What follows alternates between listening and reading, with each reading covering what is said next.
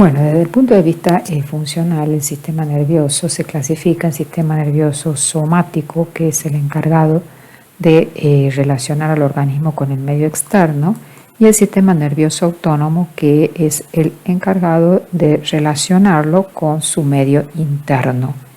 Este sistema nervioso autónomo tiene, desde el punto de vista anatómico, una representación en el sistema nervioso central y en el sistema nervioso periférico.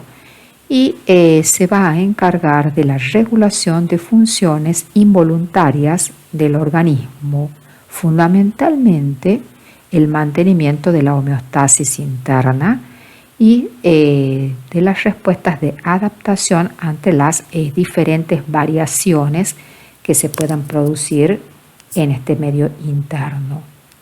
Así, por ejemplo, ayuda a controlar, entre otras funciones, la presión arterial y frecuencia cardíaca, la motilidad y secreciones digestivas, la emisión urinaria, la sudoración y la temperatura corporal.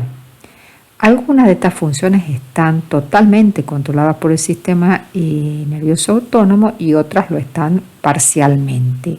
Una de sus principales características es la rapidez y la intensidad con la que puede cambiar las funciones viscerales. Por ejemplo, en 3 a 5 segundos puede duplicar la frecuencia cardíaca y en 10 a 15 segundos la presión arterial. Veamos un poquito de la anatomía del sistema nervioso autónomo. Dijimos que tiene una representación en el sistema nervioso central, que es donde se integran las actividades del sistema nervioso autónomo. Los centros de integración, desde donde parte la actividad eferente del sistema nervioso autónomo, se encuentran localizados en el hipotálamo, en el tronco encefálico y también en la médula espinal. Por supuesto, tenemos que tener en cuenta siempre que la corteza cerebral es el nivel más alto de integración, tanto somática como la del sistema nervioso autónomo. Bueno, dijimos que el principal centro organizativo del sistema nervioso autónomo es el hipotálamo, porque en el hipotálamo existen diferentes núcleos, diferentes centros que controlan las funciones vitales y además es un importantísimo centro de integración entre el sistema nervioso autónomo y el sistema endocrino, dado que el hipotálamo se encuentra en contacto estrecho con la hipófisis. Bien, en el tronco encefálico y en las amígdalas cerebelosas están localizados centros de organización y de respuesta aguda del sistema nervioso autónomo. La integración a nivel del sistema nervioso central de los impulsos aferentes y eferentes a este nivel permite la actividad tónica, que es una característica del sistema nervioso autónomo. Por ejemplo, el control de la resistencia vascular periférica o tono vasomotor. Esta actividad se mantiene en los órganos con un cierto estado de activación o tono que permite aumentar o disminuir esta actividad en un determinado momento. En este sentido, el núcleo del tracto solitario, que está localizado en el bulbo, es el principal centro de llegada de la información que procede de los quimiorreceptores y baroreceptores a través de los nervios glosofaringio y vago. Y vamos a ver más adelante que este núcleo es fundamental en la regulación de la presión arterial, ya que participa de un reflejo que se conoce como el reflejo de los presoreceptores. Ahora, en cuanto a la representación que tiene el sistema nervioso autónomo a nivel periférico, teniendo en cuenta la anatomía, fisiología y farmacología, se puede clasificar en dos partes: el sistema nervioso simpático o adrenérgico y el sistema nervioso parasimpático o colinérgico.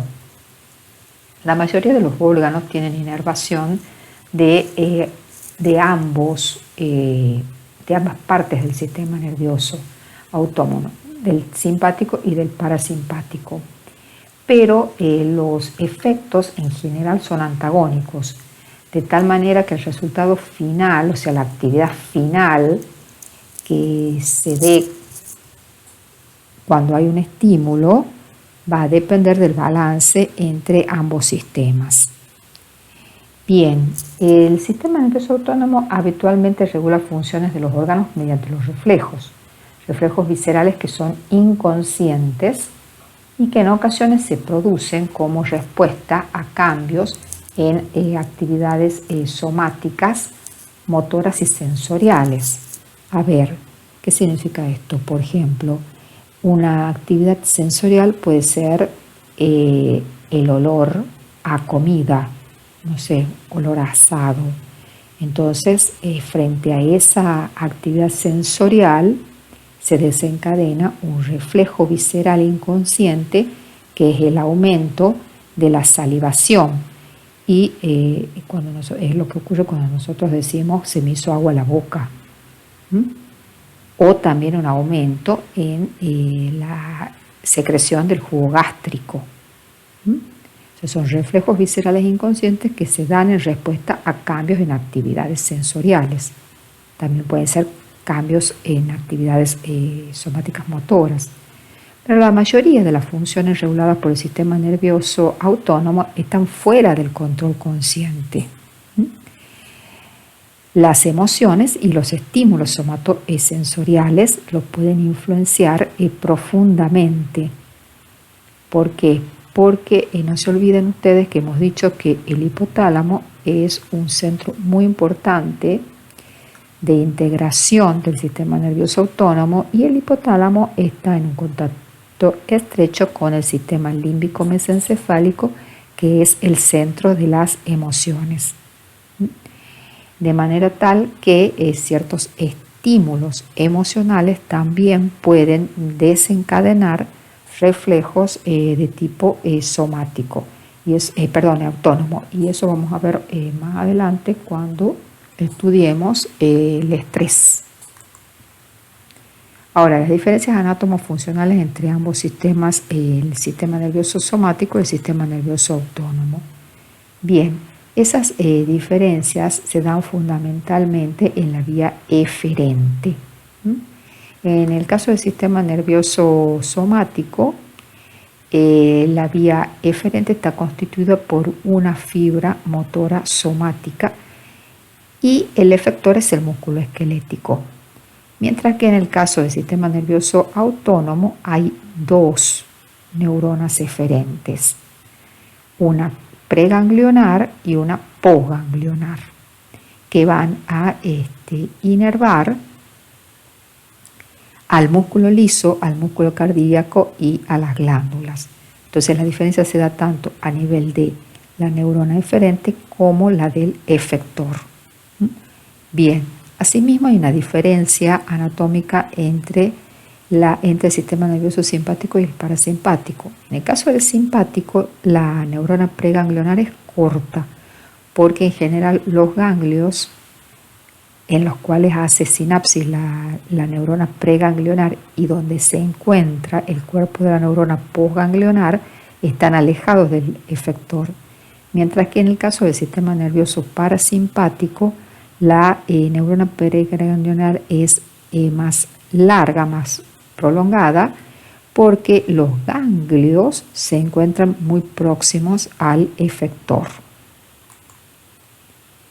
Entonces acá podemos observar en este esquema la neurona motora somática que se encuentra presente en el sistema nervioso central e inerva al músculo esquelético. Fíjense que ya hemos visto, son estas motoneuronas que inervan los músculos esqueléticos. Las hemos estudiado en reflejos, cuando vimos el reflejo miotático, por ejemplo. Y el sistema nervioso autónomo, vemos acá la fibra preganglionar que hace sinapsis en un ganglio con la fibra postganglionar, que va a ser la que inerve a los efectores, músculo liso, glándulas y músculo cardíaco. Las diferencias entonces entre el reflejo motor somático y el reflejo motor autónomo tiene que ver tanto con la neurona eferente como con el efector. Bueno, la comparación entre el sistema nervioso somático y el sistema motor autónomo.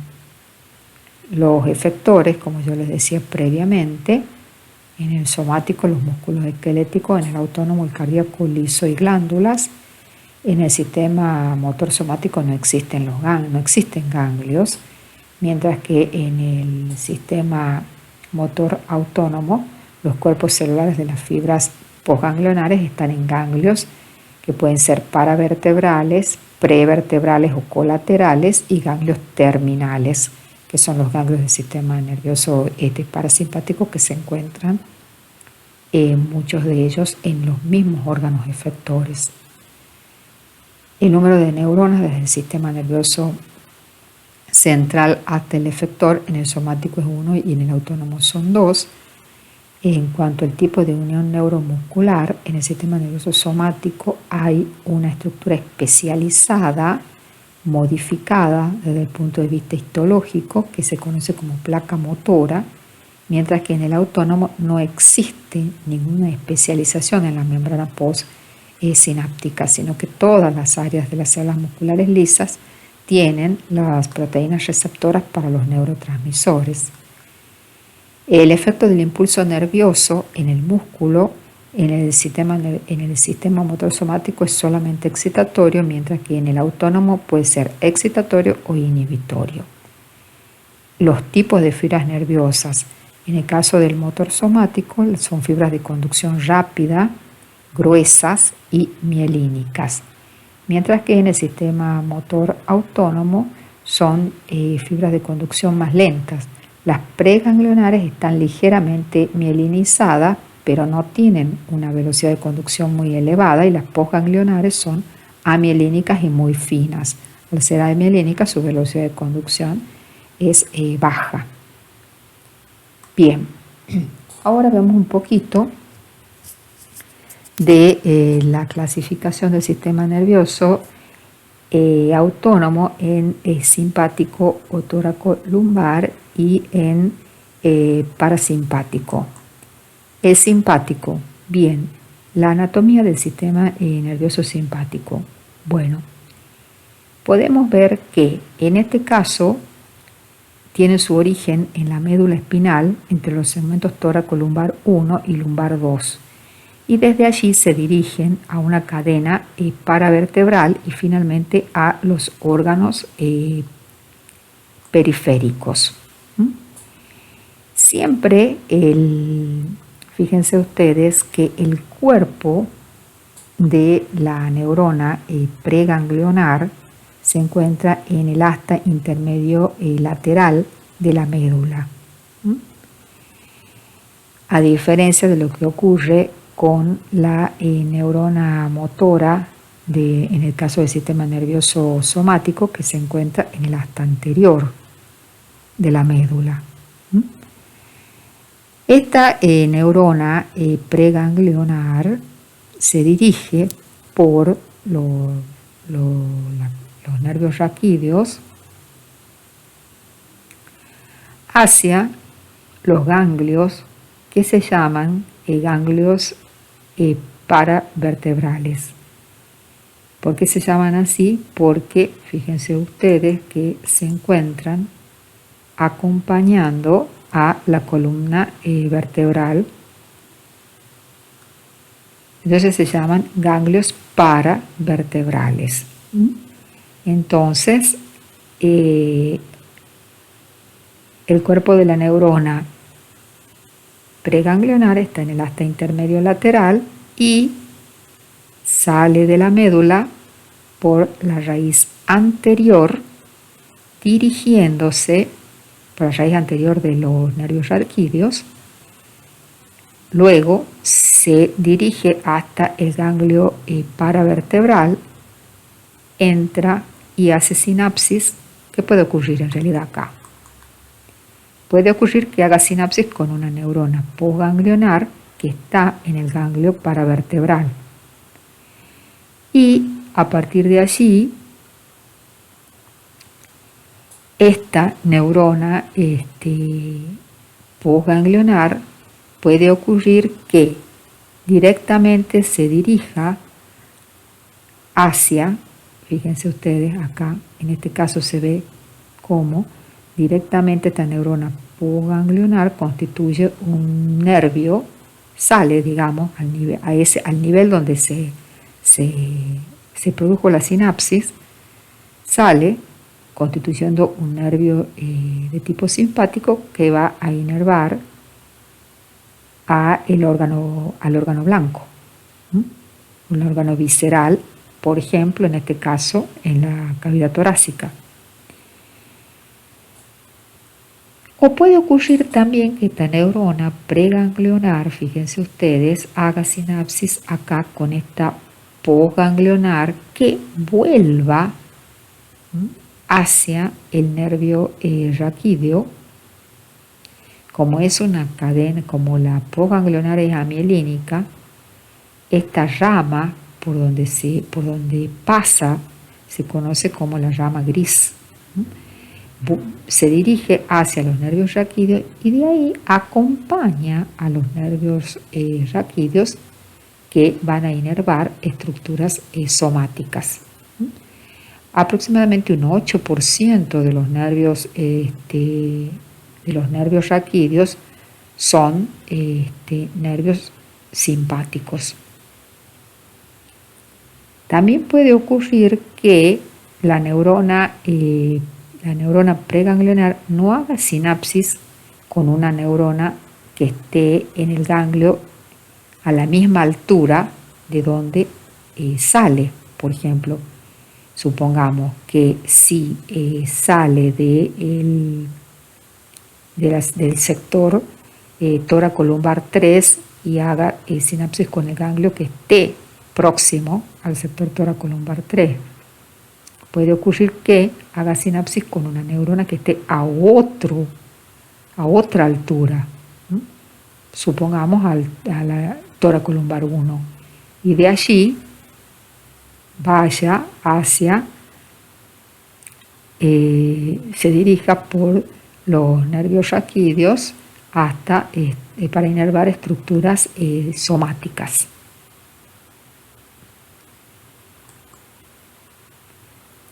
Bien.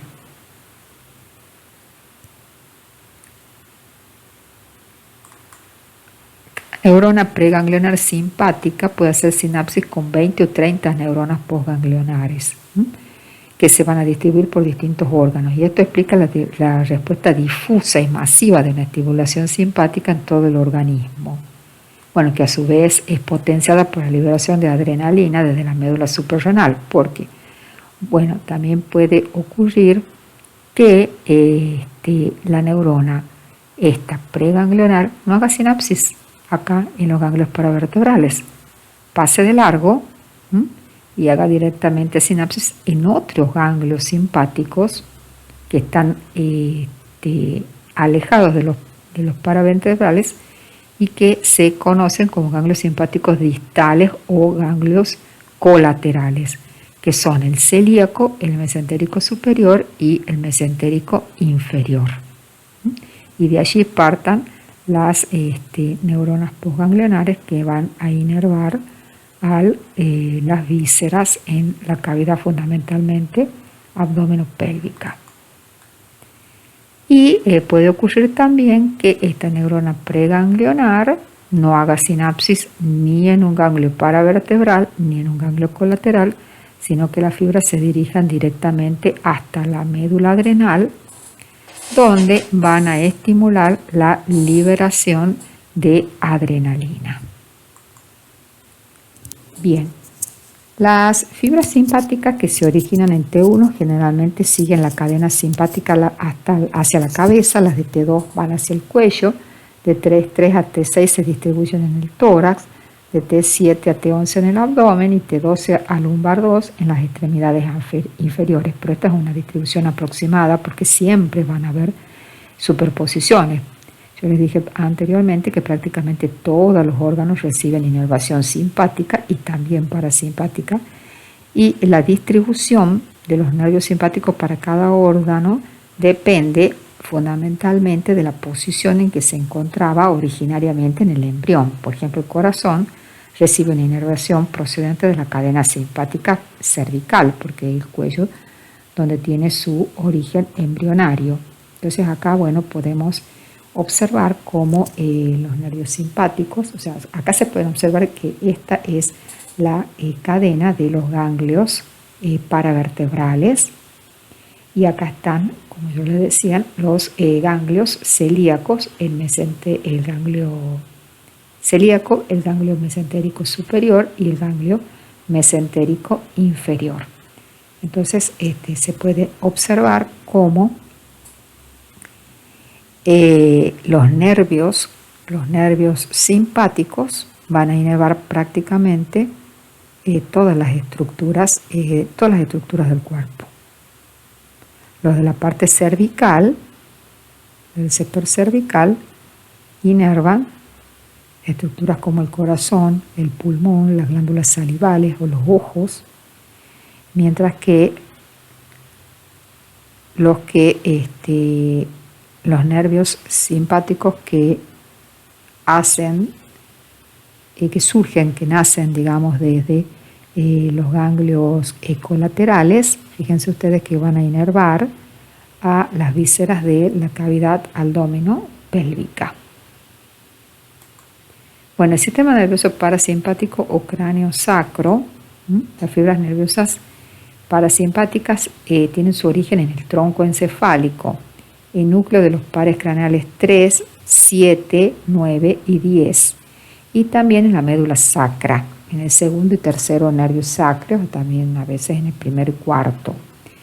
El nervio vago tiene la distribución más amplia de todo el sistema nervioso periférico, siendo el responsable del 75% de la actividad parasimpática. Inerva el corazón, pulmones, esófago, intestino delgado, etc. Bien, entonces quiero recalcarles acá, entonces tenemos pares craneales, la neurona presináptica en este caso, o preganglionar en este caso es más larga porque los ganglios se encuentran presentes en el órgano efector. Entonces la neurona ganglionar es más corta. Entonces tiene su origen en los pares craneales 3, 7, 9 y 10 y en los sacros desde la zona sacra 2 a la 4 fundamentalmente. Bueno, las fibras del tercer par craneal van a los esfínteres pupilares y a los músculos ciliares del ojo. Acá están, al ojo. Las del 7 inervan las glándulas lagrimales y también las glándulas salivales. Las del noveno par van hasta la parótida. En estos casos, la neurona postganglionar se localizan los ganglios de los pares craneales. Las fibras sacras, procedentes sobre todo del segundo y tercer nervio sacros, a veces también del primero y del cuarto, forman los nervios pélvicos, que se distribuyen por el colon descendente, recto, vejiga, porción baja de los uréteres y genitales externos. La relación entre las fibras pre y postganglionares es de 1 a 1 o de 1 a 3, o sea que una neurona preganglionar forma sinapsis con muy pocas neuronas postganglionares. Por esto se asocia a la proximidad de la sinapsis al órgano inervado y hace que la estimulación parasimpática sea más localizada, al contrario de lo que ocurre en el sistema nervioso simpático.